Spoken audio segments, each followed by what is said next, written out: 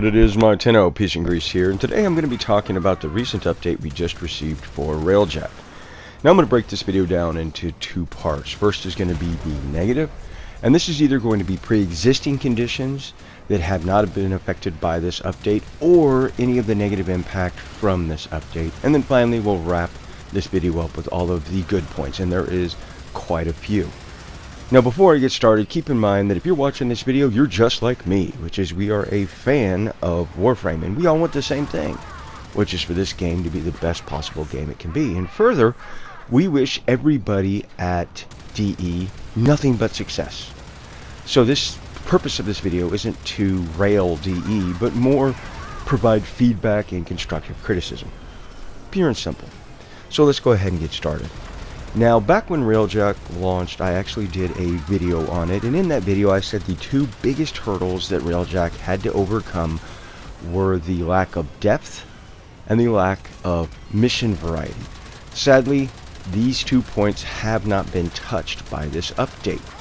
Will they be in future updates? We don't know the answer. Only the staff at DE know that answer. But as it stands right now, this is still a massive problem for this game mode. If we look at the lack of mission variety, for example, Archwing has way more mission variety than RailJack. And that doesn't bode well for RailJack, because ultimately, Archwing isn't a popular game mode, and it has more mission variety. But when you look at RailJack, you realize that the Earth Proxima, Saturn Proxima, Void Proxima, all three of the Proximas all have the same exact mission. Destroy X amount of fighters and X amount of cruise ships. That's it. Nothing more. Literally the only thing that changes is the enemy level. Otherwise, you're just doing the same mission over and over and over again. So this is a real problem. Now this is compounded more when we look at the lack of depth. DE should be showing us something amazing with this game mode, something that we haven't seen before. But sadly, it's just kind of more of the same. Now don't get me wrong, the idea of space combat is great, but there's got to be more to it than just the idea. Give us an interesting story. Give us a quest. Give us some lore. But sadly, none of that is present here as of this time. Now, this is again compounded further when we look at what we take from RailJack. So let's say in this hypothetical scenario we have a brand new player who downloads Warframe because they want space combat. They're really only interested in RailJack, and they spend hundreds of hours doing nothing but RailJack. They get all of the wreckage and duplicates and triplicates. They get all the avionics mods, even the rare ones, duplicates and triplicates. They get their RailJack jacked to the nines, all of their intrinsics to max rank. They literally finish RailJack. And then they say, well, let me take a look at the core game of Warframe. The question now is, what does that player bring with them from all of their time in RailJack to Warframe? And the answer is nothing. Not a thing. And that's a real problem. Which this really leads into the discussion of intrinsics. Now DE hung their hat and a lot of their hopes on the fact that the large majority of the player base is going to flock to this game mode for the MR they earn from intrinsics. But sadly, as I've said many times, MR, well, it's an outdated system. I know so many people that are at MR 18, MR 20, and they don't plan to ever go any further. And again, why should they? In fact, I have a buddy who has been MR 22 for literal years, and he never plans to ever take another MR test again. And again, the question is, why should he? Now, don't misunderstand. There is going to be a very, very small segment of the player base that is going to pursue the MR from these intrinsics. But the large majority of the player base don't care, because ultimately we get nothing from that MR. Now, obviously, the discussion of MR being an outdated and dead system is a topic for another day, so moving on. DE did buff the amount of intrinsics we earned, but the real issue here is it's just simply not enough. And further, the intrinsics costs are just too high. Now, on average, on a Void Proxima mission, I'm seeing about 12 to 14 intrinsics. Now, 12 to 14 intrinsics per mission may sound adequate to you, but let me put that into perspective. let's say hypothetically you were at rank 9 on one of your intrinsics abilities, just one, and again keep in mind this does not account going from rank 1 to 2, 2 to 3 all the way up to rank 9. You're literally going from just rank 9 to 10, and it costs you over 500 intrinsics in one category. Further, if you wanted to get all of your intrinsics abilities, and all 4 of them were at rank 9, just to go from rank 9 to 10 would cost you over 2,000 intrinsics. Now, don't misunderstand me. I understand what DE was doing here. DE was really looking to add some longevity to this game mode so players just don't bloat through it in an hour or two, and I understand that, I do. The real problem here is that this game mode, and I made this prediction in my original video once RailJack launched, which is that if serious changes weren't made to this game mode, then this game mode would be dead and or dying in 3 to 6 months. And sadly, we're there. Now, don't misunderstand me. I take no pleasure from this. I do not celebrate being right about this. I hate it because I know that a lot of the staff at DE sunk their heart and soul and a lot of hard work into this game mode, and they still are, it appears. And so it sucks for them, and it sucks for the player base because we all want the same thing, DE and the player base. So again, what I'm getting at is that if the point of making the intrinsics cost so high and the intrinsics gains so small was to add longevity, how much longevity do you really have if nobody's playing the game mode? Now, don't misunderstand me. I'm not saying that if DE reduces the intrinsics cost and increases the intrinsics gain further, players are going to come flocking back to RailJack. On the contrary. But it is a big picture. And it is the total package. If DE were to make all of these changes, then I think as a whole you would have a large majority of the player base returning to RailJack. And believe you me, it's a shame when I have been playing a lot of RailJack recently and I can't find a squad anywhere. Earth, Saturn, or the Veil Proxima. And as you can see from this captured footage of mine, I was doing this solo.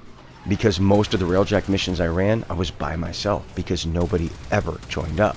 And the players that are dabbling into RailJack are only there to see what the update has brought. So yeah, that's definitely a real problem. The other issue with the intrinsics that the way they are, I've said it before and I'm going to say this again, and that is that it kills progression.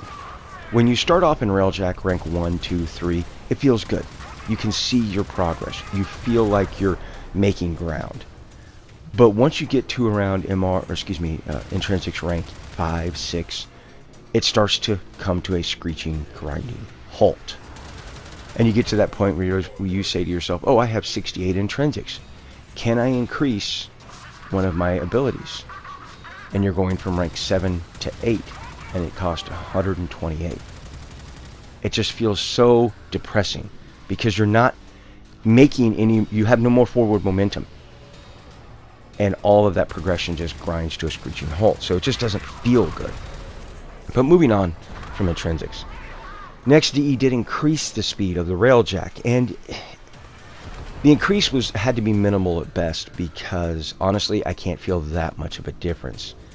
And I did throw a speed boost avionics mod onto my RailJack, and it does feel a little bit quicker, but not by much. Now don't misunderstand me, I'm not trying to say that the RailJack should be as fast as fighters or as fast as Arcwings. It shouldn't, obviously. But the real issue here is that any of that forward momentum that you gained by all of these changes, as far as trying to add some type of fluidity to the combat, is really hampered by this slow moving speed, because unfortunately with this update DE also reduced the amount of speed boost you get. They've increased the cost and they've reduced the duration. Why? I don't know. It really boggles the mind why they would go down that road, because it doesn't really make a whole heck of a lot of sense. Now, in my opinion, the real issue is not necessarily in combat, but more it has to do with when you're trying to traverse long distances. So say, for example, you get one of those little side objectives and you're 15, 20,000 meters away from it. It takes you 2 days to get there in a RailJack. It takes an eternity. So there really should be some form of a blink on these RailJacks. Obviously, it can't be exactly like blink, but there should be some type of an FTL drive that we can deploy. And in fact, if you look at the cinematic while you leave the dry dock with your RailJack, there definitely appears to be some type of faster than light drive. So why, whenever we're trying to traverse these large grounds, there isn't that type of option is beyond me. We should be able to deploy an FTL drive, charge it, use it, and to be able to cover, say, 5,000 meters all in one shot. That would make more sense. Now, don't get me wrong, I understand that also the other thing the DE is trying to do is they're trying to convey the sheer size and mass of these RailJacks with this slower speed of the RailJack. I get it, and I can't fault TE for that. But there definitely needs to be some type of option or drive that is going to allow us to cover these long, huge distances. Moving on, they did increase the amount of astrolite and titanium that we receive, and I am seeing quite a bit more astrolite, but on titanium, with all due respect, I gotta call BS on this. And the reason why is because prior to this update, in the majority of the RailJack missions I ran, I was receiving 0 titanium. And after this update, in the majority of the missions I ran, I'm receiving 0 titanium. So how is going from 0 to 0 an actual increase? So yeah, that's a real problem. I'm having flashbacks back to mutagen mass when DE said, oh, it's going to be raining mutagen mass, and it never did rain mutagen mass. And if you've ever had to farm the resources for HEMA research in your dojo, welcome to hell. And I'm starting to kind of have flashbacks about that. Now, don't misunderstand me. There are times when I get 20, 30, 40, maybe 50 titanium in a mission, and maybe that sounds good to you. But again, let me put that into perspective. To use the valence fusion on a piece of your RailJack equipment, say one of your turrets or your reactor or your shield array, it's going to cost you over 5,000 titanium just to do one. So does 40, 50 titanium really sound adequate? Now, again, don't misunderstand me. Sometimes, although it's rare, sometimes you can get the end of the mission bonus for like 1,500 titanium. But don't hold your breath. I would say in about 1 in 30 RailJack missions, I actually see that. So it's very rare. Now, the other thing I want to talk about, and I don't hear a lot of people referring to it, and that is the cannon. And on my capped footage here, you're seeing my Nezha using the cannon here. And this is the forward-mounted artillery underneath the pilot's feet. This thing is a cluster. It is a mess. First of all, the shots seem to be based more on RNG. There's absolutely no consistency to it.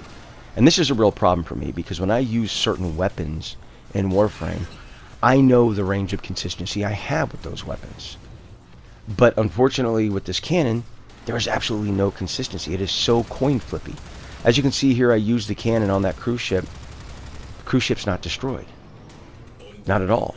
And that's the problem. You have a cannon that will do maybe 2,000 damage and barely scratch the hull of a cruise ship. You have a cannon that maybe you do 20-something thousand damage and maybe do half damage or 3/4 damage. Not destroyed. And then you have to turn around and use another shot. Maybe you'll get lucky and get 30, 40, 50, 60,000 damage from it and actually destroy the cruise ship. But you never know. You're better off flipping a coin than you are actually using the cannon. This is why, as you see me experimenting in my capped footage here using the cannon, I literally try never to use it. You only get 5 shots, and it has an abysmal charge time, and it doesn't work. So some serious attention is really needed for this cannon. There needs to be some consistency. And furthermore, this is a cannon, for goodness sakes. The whole idea behind it is it's supposed to be doing massive damage, hence why we only get 5 shots. Hence why it's got this abysmal charge time. But it doesn't do massive damage. I've literally had fighters fly right next to the cruise ship I'm shooting. 0 damage. Where is the area of effect blast? Where's this massive amount of damage these cannon shots should, in fact, have? So I personally think there needs to be the initial impact that needs to, first of all, we need some consistency on that, and then secondarily, we get the area of effect blast, and any enemy ships caught in the range of that will also take damage as well.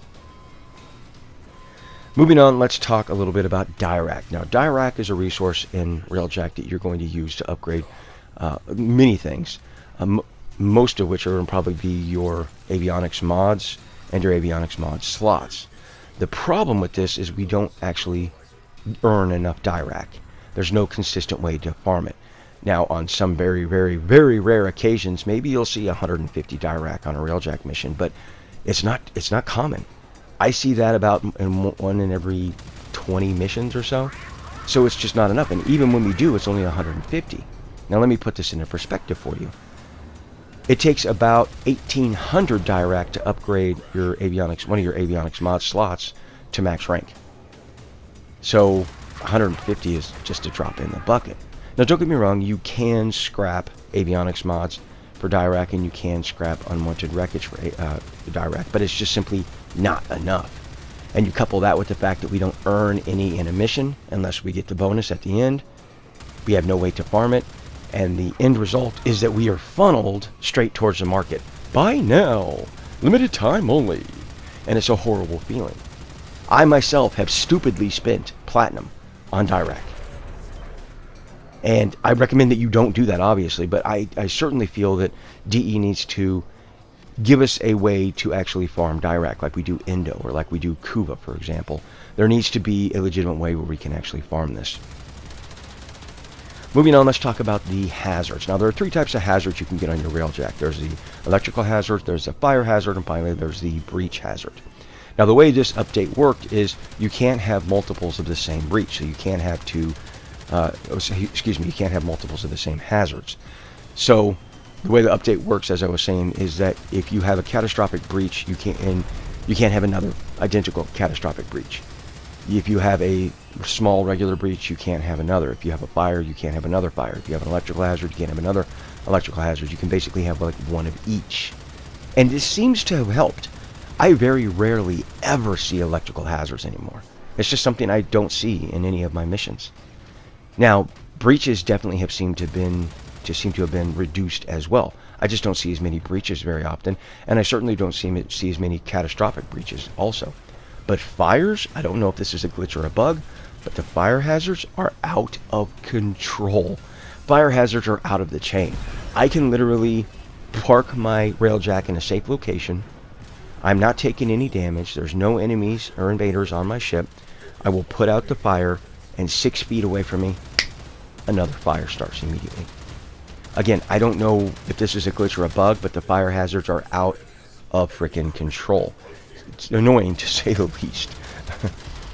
Next, let's talk about nerfs. Now, a few things were nerfed on this. The one thing I wanted to draw your attention to is particle ram. But listen, I see too many players blaming DE for this. No, don't get me wrong, DE accepts some of the responsibility because they actually carried out the nerf. But a lot of the time, there are a bunch of nitwits and asshats in the Warframe forums and the Warframe communities that are calling for this nerf. And unfortunately, particle ram was one of them. To show you how much these people don't actually know anything about the game, particle ram prior to this update was useless in the Void Proxima. It just didn't do anything. It was pretty much 100% useless. The Earth Proxima, it worked well. Saturn Proxima, it worked meh, okay. But it didn't work at all in the Void Proxima. The issue with this is all of the best drops come from the Void Proxima. The Mark III equipment, Void Proxima. The best intrinsics farms, Void Proxima. So you're going to be in the Void Proxima when you're farming something.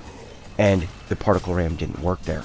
But yet, these nitwits and asshats in the Warframe forum and community were calling for it to be nerfed. You see the problem? Yeah, and several things got nerfed. For example, Blackout Pulse just doesn't feel as good to me anymore. I've got actually removed it from my avionics mods. I don't use Blackout Pulse anymore because it just doesn't feel good to use anymore. Void Hole has also been nerfed a little bit, and Particle Ram was nerfed. And I don't have a problem with the initial Particle Ram nerf. I agree that having your particle ram active while you're stationary shouldn't be on. I'm willing to compromise that. However, the real issue with the nerf is this, that if I move sideways, the particle ram shuts off. If I backpedal, the particle ram shuts off. Even if I'm going forward and I gently turn, the particle ram shuts off. First and foremost, if you're moving, regardless of the direction, the particle ram should be on, because you're in combat. If I'm backpedaling, it's because I'm in combat. Why is the particle ram not on? If I'm dodging to the side, I'm in combat. Why is the particle ram not on? If I'm going forward and I'm gently turning, why is the particle RAM not on? So I'm willing to make the compromise that the particle RAM shouldn't be on all the time, particularly when you're stationary. I agree with that. I'm willing to make that compromise, but hopefully DE can make the compromise that if we're mobile and we are moving, the particle RAM should be on. Alright, so with all those things being said, let's move on to all of the good changes that this update brought, and there are quite a few. First of all, the turret's heat accretion has been increased dramatically, which this feels so much better. Prior to this update, I literally felt like I was shooting 2 or 3 times and my turrets would overheat. After this update, I feel like I can actually be in a sustained firefight without my turrets overheating. Further, once you throw on an avionics mod, although I will admit that the heat accretion doesn't feel as good with an avionics mod as it did without, but maybe that's because I was expecting it to be less than it actually was, but it feels good now. The other thing that they improved was that you can now do damage to cruise ships. This is fantastic, because prior cruise ships seemed to be made of vanadium or, adamantium. You couldn't do damage to them, which didn't make any sense. So you can now actually take out their engines, so they're just a, stationary, dead-in-the-water target. And so that feels so much better, and it makes so much more sense now. Thank goodness for that. They've also increased the wreckage and mod drops. I'm seeing a lot more mod drops and a lot more wreckage drops. In fact, I would say I probably have ran 60 to 100, if not more, RailJack missions, and I actually finally got a Mark III reactor. Not only did I get one, I got 2, which, that's, in case you were wondering, is the one limiting factor of the RailJack. I actually got some, so this feels awesome. I finally got those. But I will say that the downside to this is, while I'm seeing more avionics mods, the majority of the avionics mods you're getting are just basically trash. They're just junk. I have not seen a single rare avionics mod. Not one. And that's kind of ridiculous when you consider the fact that I've ran 60 to 100 RailJack missions and I haven't seen a single rare avionics mod. So again, I don't know if that's a bug or a glitch, or if DE has nerfed the drop rate of these avionics mods. I'm not really sure what's going on with that. But overall, I would say that it mission accomplished. It does feel better. You are seeing more drops, even if their drops aren't worth a damn. Moving on, they did also actually fix a lot of the glitches and bugs as well. Not all. I mean, keep in mind, no game is perfect. Even my favorite game in the world, best game I've ever played, The Witcher 3, it wasn't perfect. It had its issues as well. But DE, you can definitely tell they put in some hard work on this to get a lot of the glitches and bugs sorted, and they have, for the most part. They've also given us a vacuum range increase on the RailJack. Thank you, thank you, thank you, DE. Further, they've actually added icons to the loot as well that drops. Prior to this update, after you finished a mission, you would have to fly around for 20-30 minutes like a flaming idiot looking for all of the drops. And even if you thought you got them all and you left to go back to the dry dock, you didn't have a clue what you were leaving behind. Now, with everything that has icons on it, you know where everything is, and if you left something behind. Further, the vacuum range increase is very, very much appreciated. Unfortunately, Arcwing Vacuum is still trash. Yeah, unfortunately, that still hasn't been helped. I'm hoping that at some point we get an Arcwing rework, but as it stands right now, we'll take what we can get. Oh, and by the way, they actually gave the arc guns the heavy weapon stats, which that's a much appreciated change, something I didn't actually expect, but much, much appreciated. I definitely like it. What else? Oh, the valence fusion. We now have something similar to what we have on the Kuba Lich system, which is that if we get a weapon and we get the same type of weapon, we can infuse one into the other. We can now do that with RailJack equipment. And this is what's going to give you the best stats that you can get, whether it be on your turrets, your shield relay, your engines, your reactors. You can now do that. And you don't even have to build the components, the wreckage, to do that valence fusion, which is freaking fantastic. So that's freaking amazing. But a lot of good changes in this update. A lot of stuff I didn't cover. Just the stuff that was more noticeable to me. But unfortunately, it's still not a perfect game system. And I go back to that original question that I asked at the beginning of the video, which is DE going to make changes on any of the things that I covered? And I think they will. At least I'm hopeful that they will. I will say that RailJack is in the best state that it has ever been. although I feel like it's still not quite there. Ultimately, for me, and I hate to say it, RailJack is still kind of a dead or dying game mode, and I don't want that, and I'm hoping that DE brings some changes back to it at some point. Continues to bring changes, I should say. But with all that said, I'm sure your question is, well, Peace, should I go back to RailJack? My opinion, yeah, go check it out. See what you think. I'm not saying you have to stay and play for 60, 80, missions, but take your spin in it, your RailJack, see what you think. I think you'll be impressed. A lot of really good changes with this update. It's just still not quite there for me personally. But anyway, let me know what you think down in the comment section. And until next time, peace and grace.